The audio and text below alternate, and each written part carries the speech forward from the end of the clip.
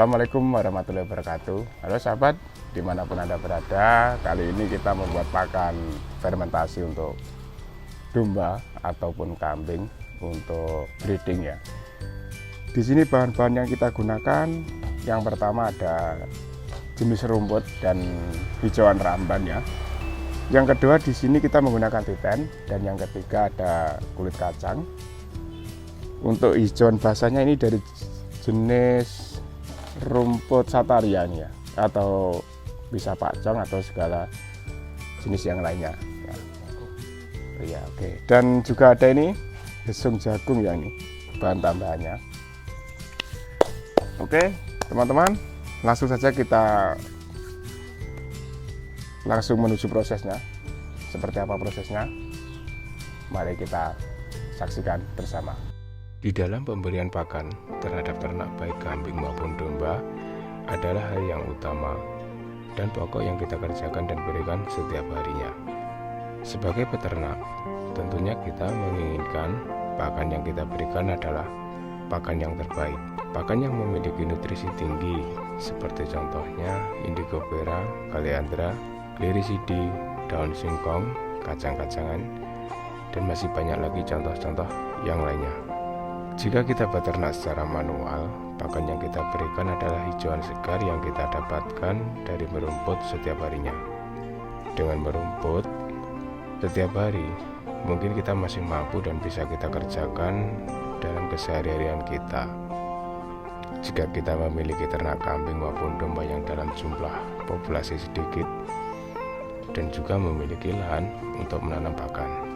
Nah, yang jadi pertanyaannya, jika kita tidak memiliki lahan untuk menanam pakan, bagaimana? Apakah kita masih bisa untuk beternak?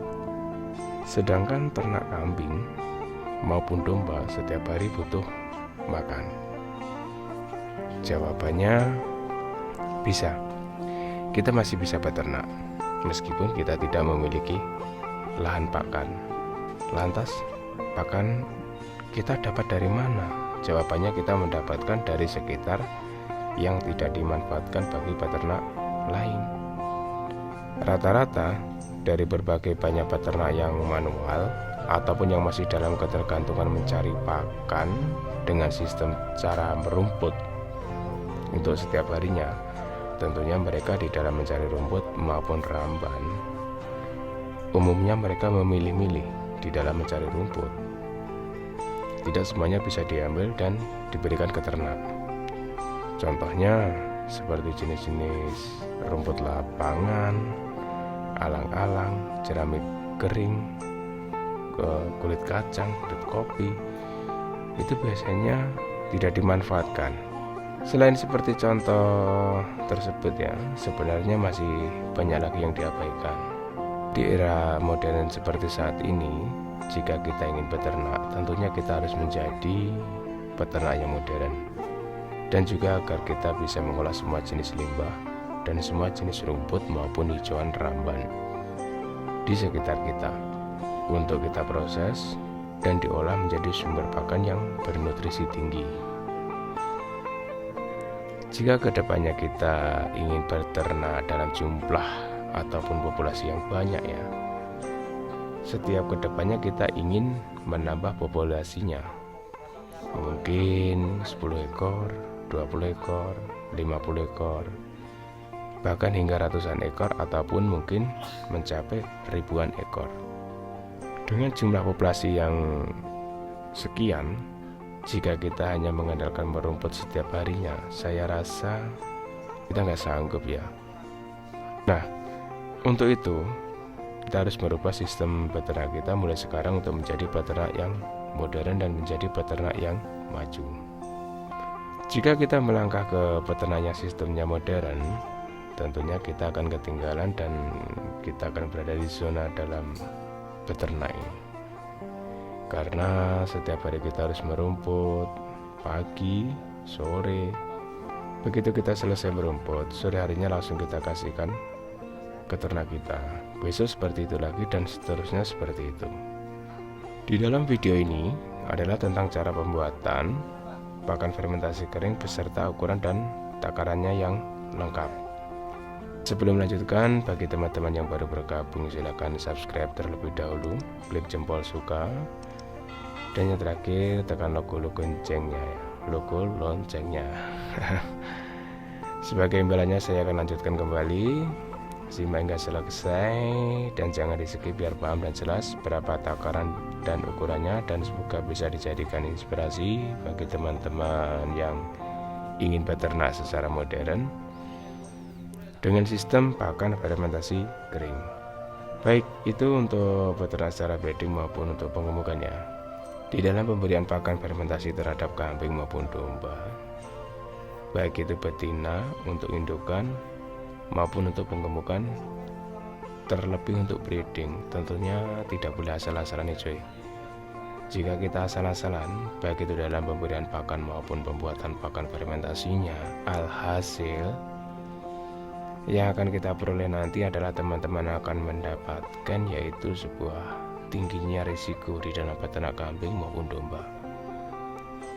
Sebagai contoh yang banyak dialami peternak-peternak pemula adalah ternak banyak yang mati, mudah terjangkit penyakit.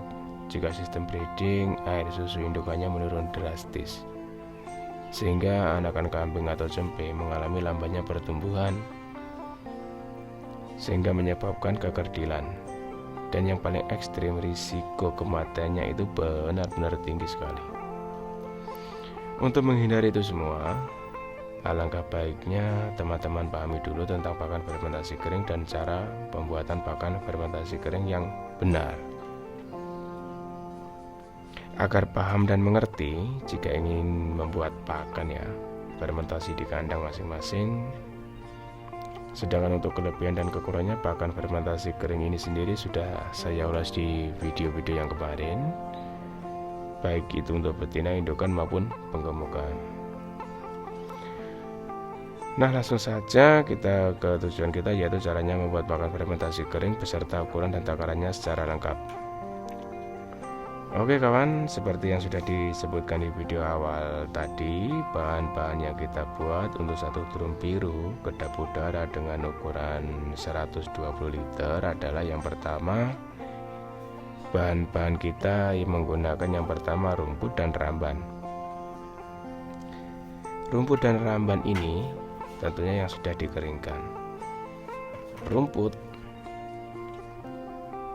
kita bisa menggunakan semua jenis rumput, baik itu otot, pakcong, rumput gajah, rumput lapangan, dan masih banyak lagi ya. Yang penting di sini adalah segala bentuk jenis rumput.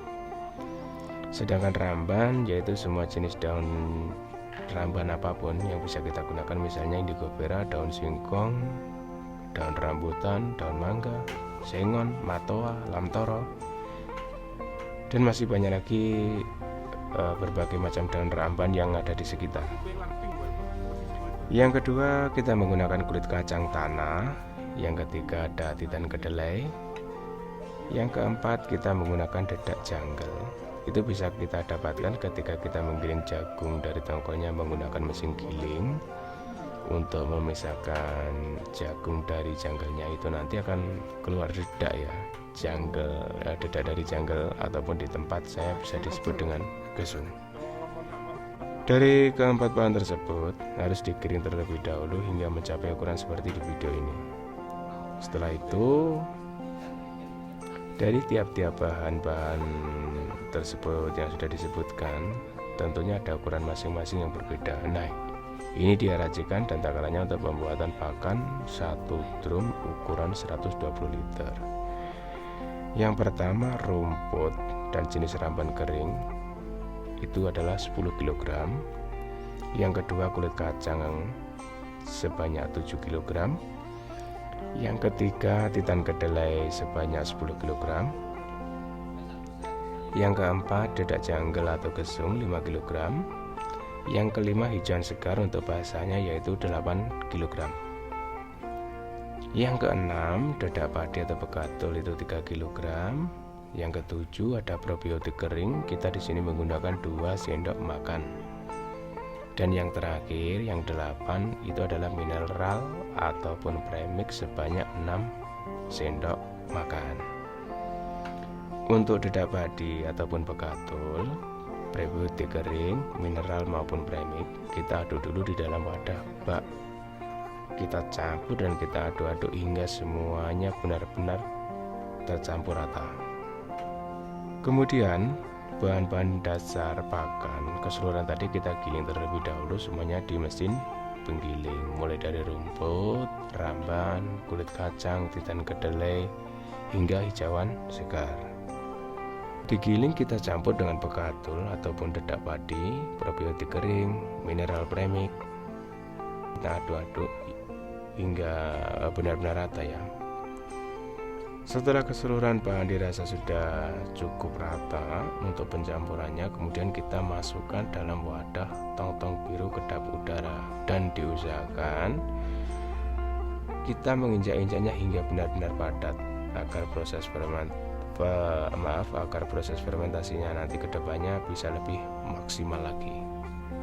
Setelah penuh, kita tutup tong dan pastikan juga tong dalam keadaan benar-benar kedap udara. Dan tentunya juga tidak rusak ini. Dan kemudian setelah itu kita simpan dalam waktu kurang lebih 18 hingga 20 hari. Jika dalam penyimpannya di dalam kedap udara setelah 18 hingga 20 hari selesai, baru bisa kita kasihkan kepada ternak-ternak kita. Oke cuy, selamat mencoba dan semoga bisa bermanfaat. Wassalamualaikum warahmatullahi wabarakatuh.